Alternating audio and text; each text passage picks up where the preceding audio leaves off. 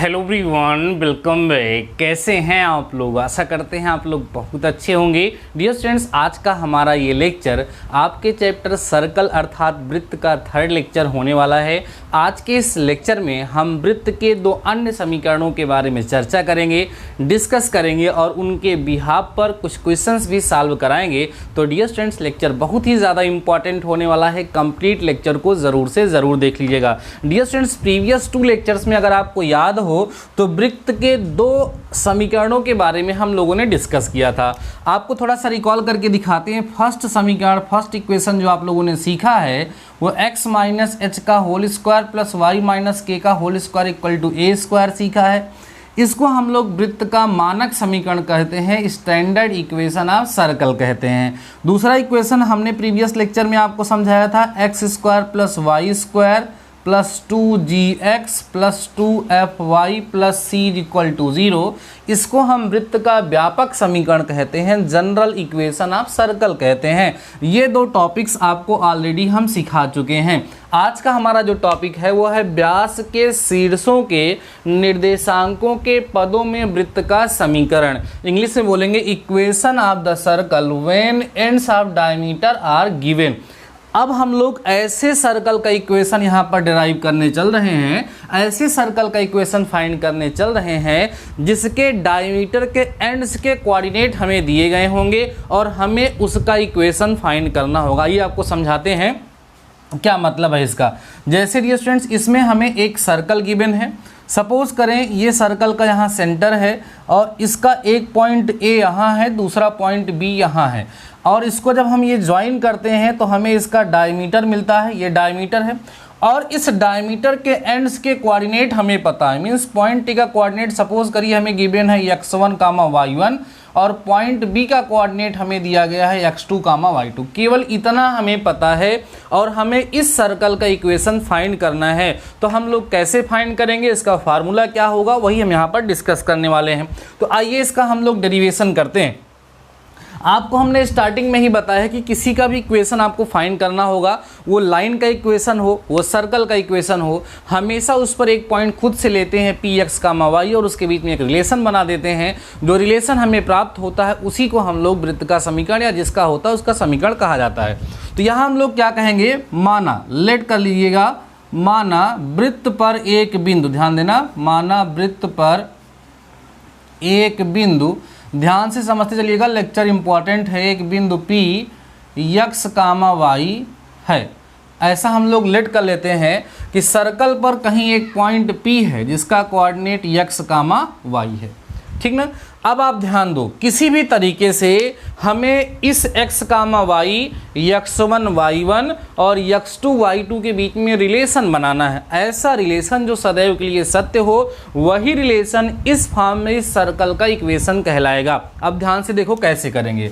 अगर dear students हम P को B से ज्वाइन कराएं और P को A से ज्वाइन कराएं तो ये जो आपको एंगल दिख रहा है ये कहाँ बना हुआ, अर्धवृत्त में बना हुआ है, या आप कह सकते हैं सेमी सर्कल में बना हुआ है। और बहुत पहले आप लोगों ने पढ़ा है कि अर्धवृत्त में बना हुआ कोण समकोण होता है। इसी कंसेप्ट का हम लोग यूज़ कर लेंगे। अब जरा ध्यान दो, अगर ये पॉइंट P है तो अगर ये एंगल P जो है वो 90 डिग्री है, इसका मतलब AP और BP एक दूसरे के क्या है, परपेंडिकुलर हैं, लंबवत हैं। और लंबवत हैं 2 रेखाएं, तो आपको पता है कि उनकी प्रवणताओं का गुणनफल, उनके स्लोप का जो प्रोडक्ट होता है वो -1 होता है। आप लोगों ने पढ़ा होगा पहले कि अगर 2 लाइन पैरेलल हैं तो कंडीशन होती है m1 इक्वल टू m2 और परपेंडिकुलर है तो m1 into m2 equal to -1 होता है। तो हमें मिल गया लॉजिक जिसकी हेल्प से हम इसका डेरिवेशन कर सकते हैं। तो हम क्या करेंगे, इस लाइन PB का क्या फाइंड करेंगे भैया, स्लोप, और मतलब प्रवणता, और PA की भी क्या निकालेंगे, प्रवणता। दोनों का गुणनफल -1 के इक्वल जब कर देंगे तो हमें इस सर्कल का इक्वेशन इस फॉर्म में मिल जाएगा। ध्यान से समझिए, भी आपको समझ में आ जाएगा। आप यहाँ बोलोगे चूंकि कोण P अर्धवृत्त में बना है, ध्यान दो, चूंकि कोण अर्धवृत्त में बना है, ठीक, और आपको पता है कि अर्धवृत्त में बना कोण समकोण होता है, इसलिए एंगल P, कोण P जो है वो 90 डिग्री होगा। देयरफॉर ये आपका जो PA है वो परपेंडिकुलर होगा PB पर। क्लियर हो गया। Therefore slope of PA into slope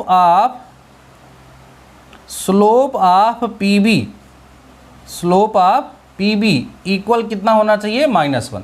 ठीक ना। या अगर आपको ऐसे दिक्कत लग रही है तो आप सिंपल सा ऐसे कर दो, m1 into m2 equal to -1। m1 क्या है, PA का स्लोप है, m2 क्या है, PB का स्लोप है। अब आपको याद है कि स्लोप फाइंड करने का फार्मूला होता है m equal to y2 minus y1 upon x2 minus x1। ये फार्मूला हुआ करता है जो आपको याद होगा। इसका यूज़ करके हम स्लोप निकालेंगे। ज़रा ध्यान से समझिएगा, इसका PA का स्लोप निकालेंगे आप तो क्या होगा, y माइनस y1 अपान x माइनस x1 हो जाएगा। ऐसे ही जब आप m2 मतलब PB का स्लोप निकालेंगे तो यहाँ y माइनस y2 अपान x माइनस x2 हो जाएगा। समझ रहे हैं। और दिस इक्वल टू -1 हो जाएगा। अब इसी को हमें करना है सिंप्लीफाई। इसको सिंप्लीफाई करने के पश्चात इस फॉर्म में सर्कल का इक्वेशन हमें मिल जाएगा। ध्यान से समझिए, इन दोनों को एक साथ मल्टीप्लाई कर लें, y minus y1 into Y minus y2 equal to, इसको उधर भेजोगे माइनस होगा x minus x1 x minus x2, ये हो जाएगा।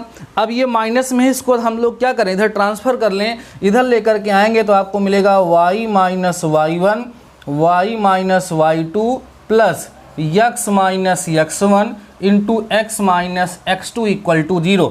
यही होता है सर्कल का डायमीटर फॉर्म। इसको शार्ट में हम लोग क्या बोलते हैं, diameter form of the circle. जैसे उसको हम लोग जनरल फॉर्म बोलते हैं, स्टैंडर्ड फॉर्म बोलते हैं, उसी तरीके से इस फॉर्म को हम लोग डियर स्टूडेंट्स क्या बोलते हैं, diameter form of the circle. आइए समझते हैं कि इसके बिहाफ पर किस तरह के क्वेश्चंस आपके एग्जाम में पूछे जाते हैं। अगर आपसे कोई पूछेगा डायमीटर ऑफ द डायमीटर, ठीक है, डायमीटर फॉर्म ऑफ सर्कल, आप कह सकते हैं वृत्त का व्यास रूप। क्या बोलेंगे, वृत्त का व्यास रूप, इसको हम लोग बोलेंगे। अगर वृत्त का व्यास रूप कोई पूछता है आपसे तो क्या बताएंगे सर, बताएंगे y minus y1 into Y minus y2 plus x minus x1 into x minus x2 is equal to 0। This is the diameter form of the circle. Clear हो गया। इसका यूज़ करते हुए हम लोग कुछ क्वेश्चन सॉल्व करते हैं। मैं आपको कुछ क्वेश्चन सॉल्व कराने चल रहा हूं, उसको आप लोग ध्यान से समझ लीजिएगा। उसके बाद फिर आगे जब हम एक्सरसाइज को सॉल्व करेंगे तो वहां पर फिर से हम लोग इसका यूज़ करेंगे और इसको बेहतर तरीके से समझेंगे। ध्यान रखिएगा, अभी बहुत सारे टॉपिक हमें डिस्कस करने हैं। पहले इसके बिहाफ पर एक क्वेश्चन मैं आप सभी लोगों को यहाँ पर सॉल्व करा के दिखा दूँ डायमीटर फॉर्म की हेल्प से, उसके बाद फिर आगे हम बढ़ते हैं। ठीक है, बहुत ही अच्छे अच्छे क्वेश्चन सर्कल चैप्टर में आते हैं। इसका स्क्रीनशॉट लीजिए, नोट कर लीजिए। आप यही फार्मूला ध्यान में रखिए। अब मैं आपको समझाने वाला हूं कि इसके बिहाफ पर किस तरह के क्वेश्चंस आपके एग्जाम में पूछे जाते हैं। ठीक है, आज के इसी लेक्चर में डियर स्टूडेंट्स मैं आप सभी लोगों को वृत्त का प्राचलिक रूप भी बताने वाला हूँ, पैरामीट्रिक। ठीक है, पैरामेट्रिक फॉर्म जो होता है वो भी बताऊँगा, और उसके कोऑर्डिनेट्स क्या होते हैं वो भी बताऊँगा, और कुछ क्वेश्चंस भी आपको सॉल्व कराऊंगा। सो ध्यान से कंप्लीट लेक्चर को ज़रूर से ज़रूर देखिएगा। और लास्ट में अगर लेक्चर पसंद आ जाएगा तो कमेंट सेक्शन में डियर स्टूडेंट बताना मत भूला करिए। आप लोग भूल जाते हैं, है ना, लेक्चर में आप मस्त हो जाते हैं। बहुत सारे स्टूडेंट्स हमारे हैं कि वो लेक्चर को लाइक करना भी भूल जाते हैं। ऐसा शायद आपको करना तो नहीं चाहिए, लेकिन कर देते हैं कुछ लोग, तो करना चाहिए। आइए देखिए, आगे बढ़ते हैं। एक छोटा सा क्वेश्चन लेते हैं। जो फॉर्म मैंने आपको समझाया है व्यास वाला, उसी का यूज़ करते हुए मैं एक छोटा सा क्वेश्चन ले रहा हूँ जो कि आपकी बुक का ही है। देखिए, एक एग्जाम्पल मैं आपको सॉल्व कराने चल रहा हूँ, बहुत छोटा सा एग्जाम्पल है। ठीक है, यहाँ बोल रहा है उस वृत्त का समीकरण ज्ञात करें। ध्यान दो, लिखा है उस वृत्त का समीकरण ज्ञात करें। समीकरण ज्ञात करें जिसके व्यास के सिरों के निर्देशांक, जिसके व्यास के सिरों के निर्देशांक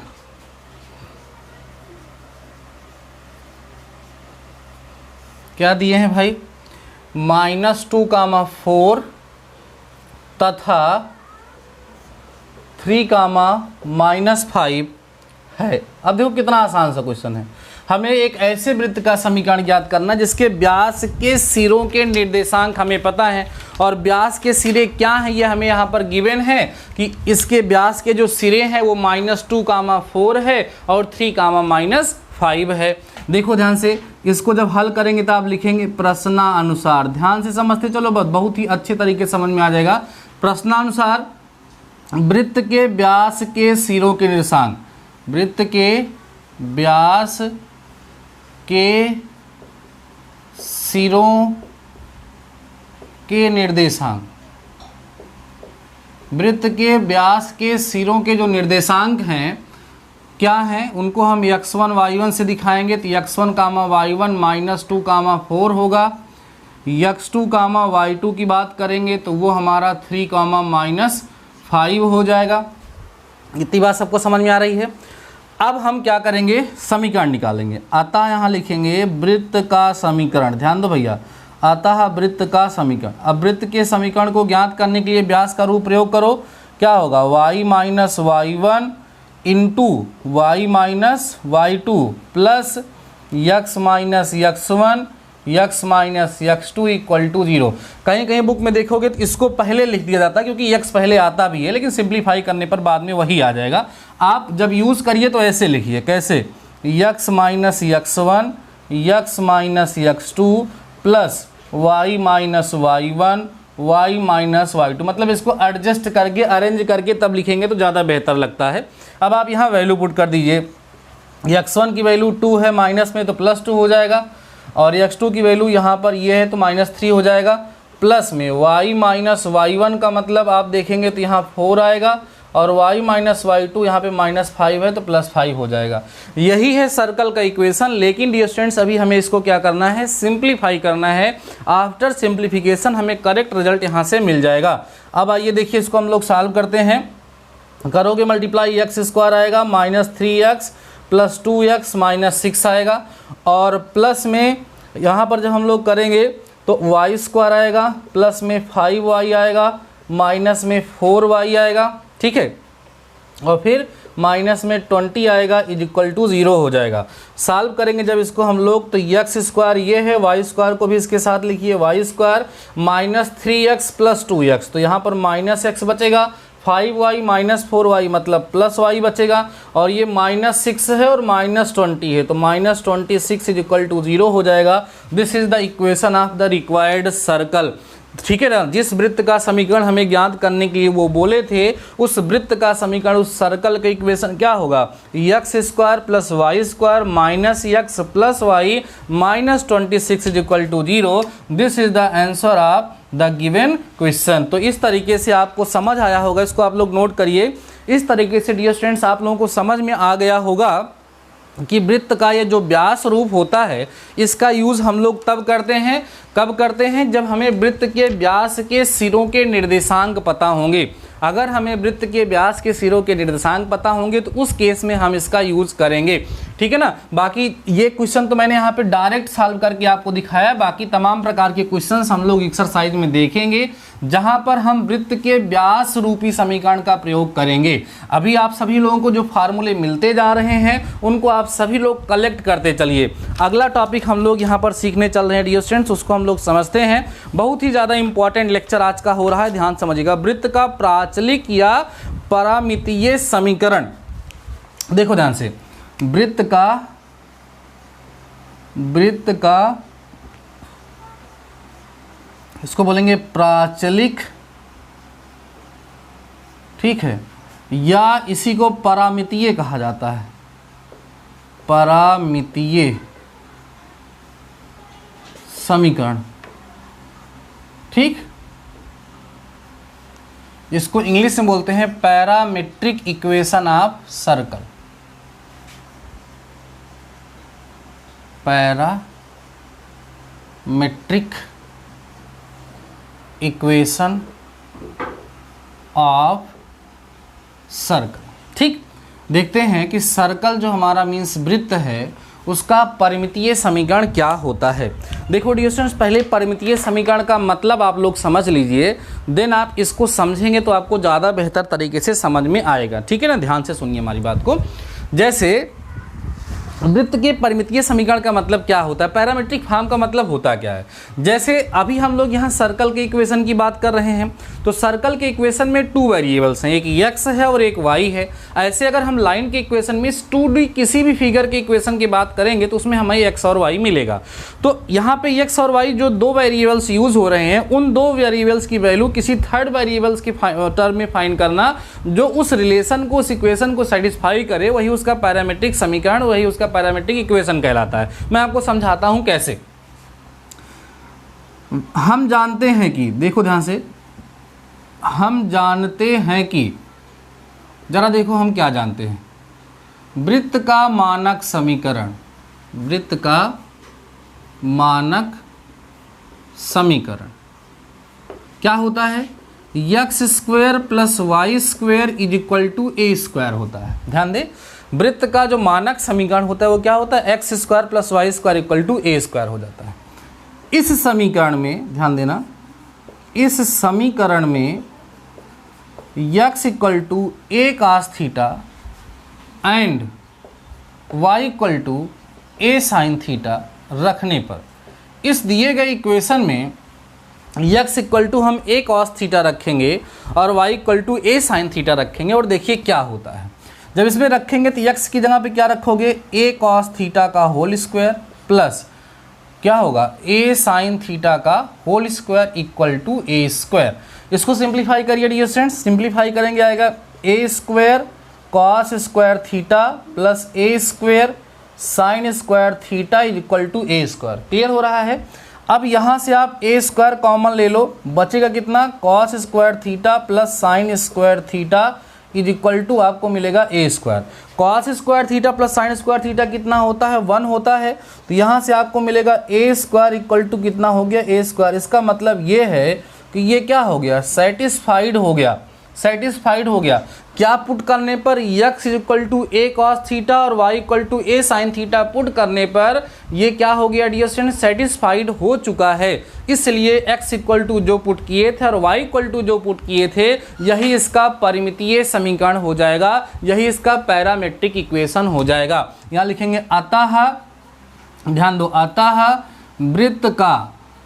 वृत्त का परिमितीय समीकरण, या जिसको हम लोग बोलते हैं प्राचलिक, ठीक है, प्राचलिक या पैरामेट्रिक प्राचलिक समीकरण, जानते हैं क्या होगा, होगा x equal to A cos theta और y equal to A sine theta. ये दोनों मिला करके क्या कहलाते हैं, वृत्त के प्राचलिक समीकरण कहलाते हैं, पैरामेट्रिक इक्वेशन ऑफ सर्कल कहलाते हैं। इसको भी फटाफट से डियर स्टूडेंट्स नोट कर लीजिए, स्क्रीनशॉट ले लीजिए। अभी मैं आप सभी लोगों को समझाता हूं कि किस तरह के क्वेश्चंस यहां पर आप सभी लोगों से पूछा जाता है, ठीक है ना। इसको आप फटाफट से नोट करिए, फिर मैं आगे बढ़ता हूं। बहुत ही ज़्यादा इंपॉर्टेंट लेक्चर आज का ये हो रहा है।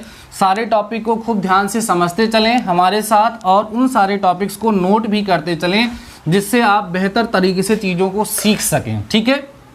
चलिए, तो ये परिमितीय रूप मैंने आपको सिखा दिया है। परिमितीय रूप में क्या होगा, जैसे कहा जाएगा, एक क्वेश्चन देख लीजिए, छोटा सा क्वेश्चन केवल दिखाता हूँ, बहुत कम इस टॉपिक से पूछा जाता है क्वेश्चन। जैसे आपसे कहा जाए कि एक वृत्त का समीकरण, ध्यान दो, एक वृत्त का समीकरण x square plus Y square equal to 16 है, तो इसका प्राचलिक समीकरण ज्ञात कीजिए, इसका प्राचलिक समीकरण ज्ञात कीजिए, ठीक। तो प्राचलिक समीकरण क्या होता है, x equal to A cos theta, y equal to A sine theta. A होता क्या है, सर्कल की रेडियस होती है। तो सबसे पहले हमें क्या करना होगा, जो सर्कल गिवन है इसकी रेडियस को फाइंड करना होगा, उसके बाद फिर उसकी हेल्प से हम इसका पैरामेट्रिक इक्वेशन निकाल लेंगे। आइए समझते हैं, इसका सल्यूशन देखते हैं, ठीक है। इसका हम लोग सल्यूशन देखते हैं। गिवन इक्वेशन लिख देते हैं, दिए गए वृत्त का समीकरण x square plus Y square equal to 16 given है, समझ आ रहा है। यहाँ लिखेंगे वृत्त के मानक समीकरण, वृत्त के मानक समीकरण क्या होता है, X square plus Y square equal to A square से तुलना करने पर, इससे आप क्या करोगे, कंपेयर करोगे। कंपेयर करोगे तो ए स्क्वायर की जगह पे 16 लिखा हुआ है, this implies that A equal to 4 आ जाएगा। तो हमें इस सर्कल का जो रेडियस है, इस वृत्त की जो त्रिज्या है वो हमें क्या हुई, ज्ञात हो गई। तो आप यहाँ लिख सकते हैं अतः वृत्त का प्राचलिक समीकरण, वृत्त का प्राचलिक समीकरण क्या होगा, x equal to A cos theta, मतलब x इक्वल टू ए मतलब कितना है 4, तो हो जाएगा 4 कॉस थीटा ये होगा। एंड लिख देंगे हम y इक्वल टू क्या होता है a साइन थीटा, तो y इक्वल टू ए की वैल्यू कितनी है 4, तो हो जाएगा 4 साइन थीटा, ये आपका हो जाएगा आंसर। ठीक है, तो ये सिंपल सा क्वेश्चन इसके बिहाफ पर पूछा जाता है। जब यहाँ आप आंसर लिखेंगे तो आप लिखेंगे x equal to A cos theta और y इक्वल टू क्या लिखेंगे a साइन थीटा, ये आपका आंसर होगा। आई होप आप सभी लोगों को ये समझ में आ चुका होगा। अभी तक हमने आपके साथ 2 टॉपिक्स कवर किए हैं। 2 टॉपिक आज के इस लेक्चर में मैंने अभी तक आप सभी लोगों को सिखाया है कि वृत्त का व्यास रूप क्या होता है और वृत्त का जो प्राचलिक समीकरण होता है, पैरामेट्रिक इक्वेशन होता है, वो क्या होता है और कैसे उसको हम लोग फाइंड करते हैं, ये सब चीज़ें अभी हम लोगों ने डिस्कस किया है। आई होप ये सारी चीज़ें आप सभी लोगों को बेहतर तरीके से समझ में आई होंगी, ठीक ना। अब हम लोग जो है इसके बिहाफ पर बहुत सारे क्वेश्चंस बनते हैं जिनको हमें डिस्कस करना है, जिनको हम सभी लोगों को सॉल्व करना है। एक बात ध्यान रखो डियर स्टूडेंट्स, आप सभी लोग नोट्स बना रहे हैं या नहीं बना रहे हैं, प्लीज़ आज के इस लेक्चर के कमेंट सेक्शन में मुझे कमेंट करके ज़रूर से ज़रूर बताइएगा।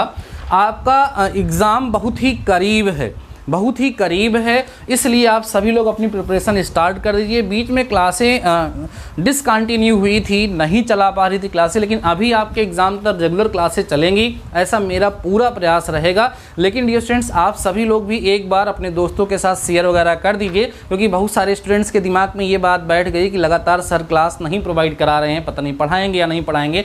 तो जो स्टूडेंट्स हमारे जिनके पास नोटिफिकेशन जा रहा है, जो लेक्चर्स को देख रहे हैं, उनसे एक बार हम रिक्वेस्ट करते हैं कि आप सभी लोग अपने दोस्तों के साथ एक बार इस लेक्चर को ज़रूर से ज़रूर शेयर कर दीजिए, जिससे हम लोग अपनी स्पीड को बूस्ट कर सकें और थोड़ा और बेहतर तरीके से अपनी प्रिपरेशन को कर सकें। अभी तक इस सर्कल चैप्टर में जो कुछ भी हमने पढ़ चुका है वो सब चीज़ें आप लोग नोट रखिएगा, उन सभी चीज़ों को आप ध्यान रखिएगा। पहला चीज़ जो हमने पढ़ा है वो पढ़ा है standard equation of circle. Standard equation of circle आपने पढ़ा है x माइनस एच का whole square plus y minus K का whole square equal to A square, आपको याद रखना है। इसी में जब सेंटर 0,0 होता है तो x square plus Y square equal to A square हो जाता है। ऐसा हम लोगों ने अभी तक डिस्कस किया है। फिर आपको याद है हमने क्या पढ़ा, जनरल फॉर्म भी पढ़ा सर्कल का, जो कि होता है x square plus Y square plus 2gx plus 2fy plus c equal to 0, जिसके बारे में भी हमने कई सारी चीज़ें डिस्कस की थी। आई होप आपको याद होगा। उसके बाद आज हम लोगों ने सर्कल का पढ़ा है सर, कौन सा फॉर्म, डायमीटर फॉर्म पढ़ा है। डायमीटर फॉर्म क्या था हमारा, x minus x1 x minus x2 plus y minus y1 y minus y2 equal to 0, ये हमारा डायमीटर फॉर्म था।